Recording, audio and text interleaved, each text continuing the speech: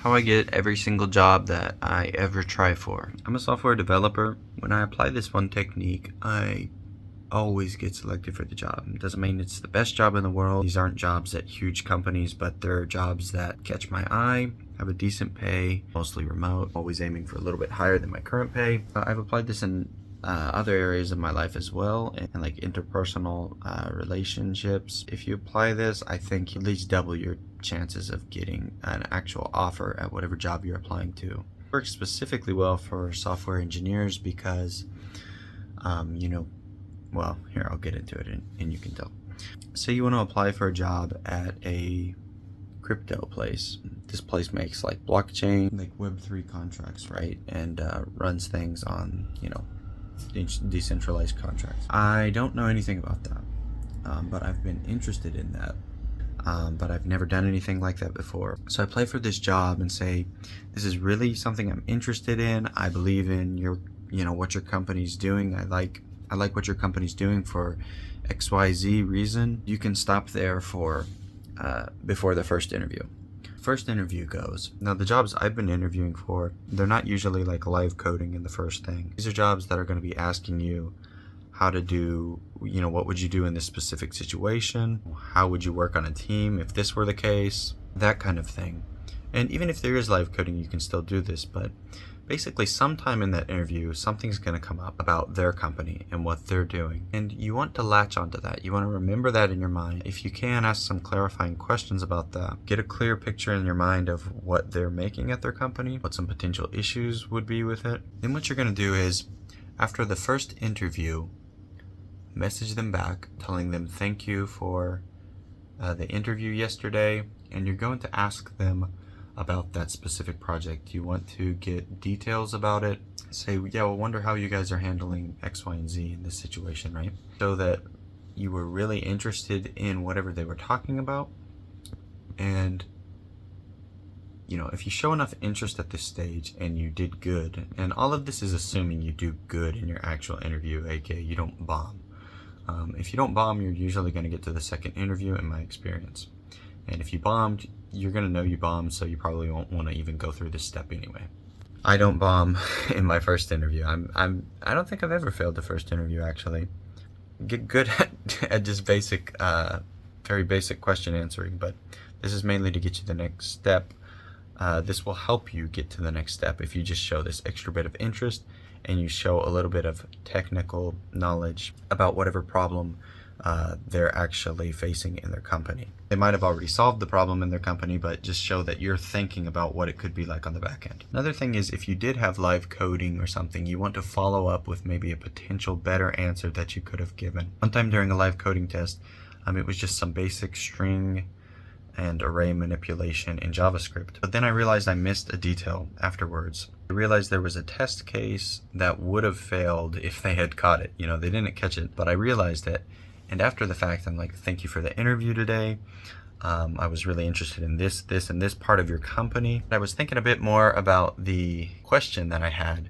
And actually, I think that I missed this test case. Here's how I would solve it instead to cover that case as well. They loved that. They didn't tell me on the spot because it was, just email.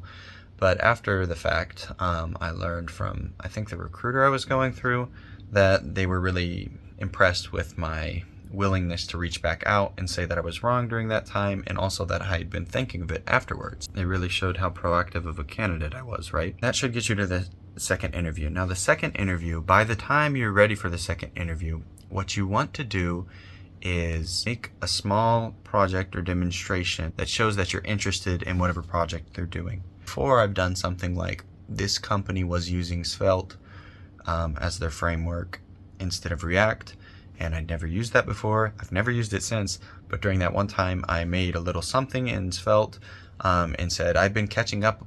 I'm really interested in your company and your tech stack. I've been catching up, and I did this small thing in Svelte, and you can show that to them. You don't even have to show it to them, really. You can just say you've been learning about this thing that they also use, and you can't just bluff here. You have to actually kind of know about it, because if they ask you something about it, you want to be ready. And even if they don't ask you something about it, you said, I was really interested in how this part of the framework works, as opposed to what I'm used to. and that shows you're really proactive. In fact, I did have an interview with a crypto company.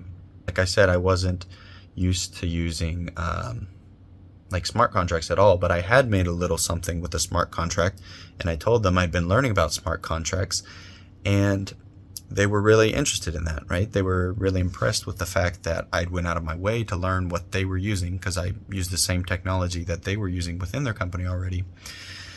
They were impressed by that, and it happened to come up in the interview. We talked a bit about the project that I was working on, and I didn't have to show them anything because I talked about it well enough. I could express myself well enough that they knew I'd actually put in the time to learn about this. It came up during the interview that, how would you handle this, or what were you doing in this situation? And, it was just light because they weren't expecting me to have already deep dove into this subject. And I said, oh, actually, I read an article from someone in your company talking about this specific aspect of the technology, and I was thinking maybe I could use that within this little prototype I was making to improve it. So you see what I did there? Like, I kind of paid homage to what they were already doing at their company because I referenced their article they'd made, and I was actively learning the technology they were already using.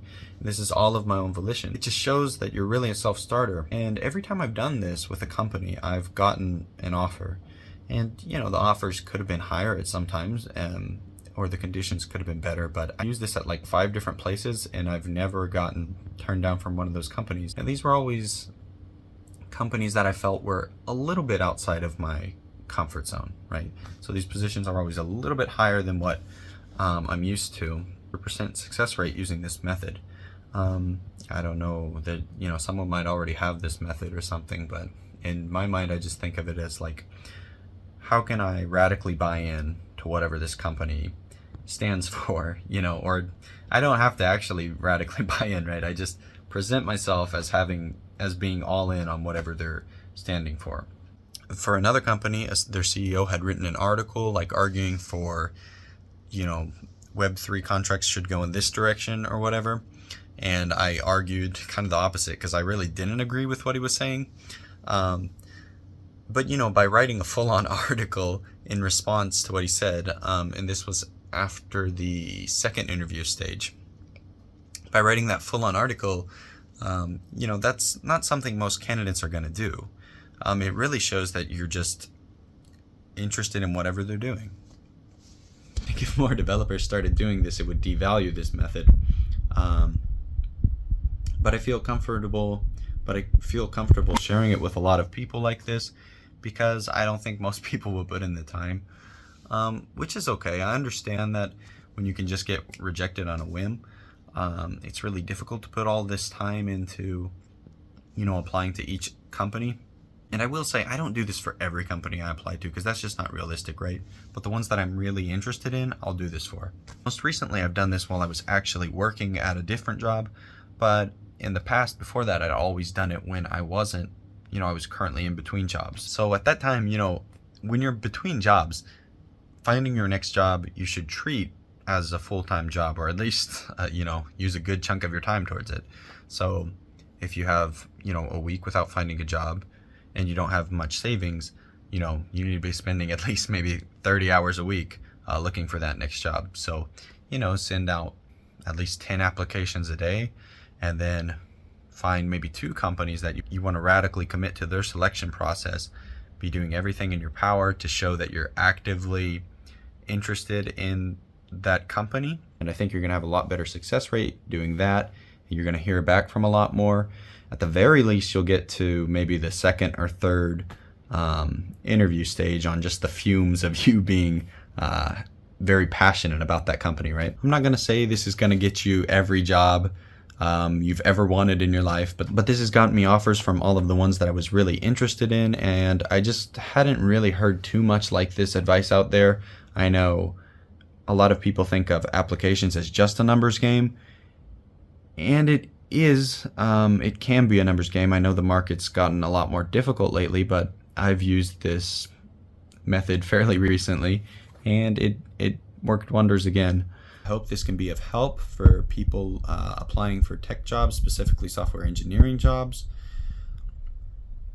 I wish you the best of luck, especially if more people start using this. You're going to need a lot more passion or a lot I mean, you have to be good at what you're doing in the first place, right? You have to have confidence as a developer in the first place, which can be hard if you're just starting out in your career. But, probably the earlier you are in your career, the more you need to use this method, right? The more you need to show that you're an active learner and actively interested in whatever company you're applying to. So it's kind of a trade-off. I guess the more experience you have, if you have 20 years of experience and you're applying to somewhere, you don't need to go and simp for this company or whatever. But the earlier in your career that you are, the more that you can use this, I think. I hope this at least helps someone watching it. Please go out, get your dream job. I don't know if it's possible, but go try your best.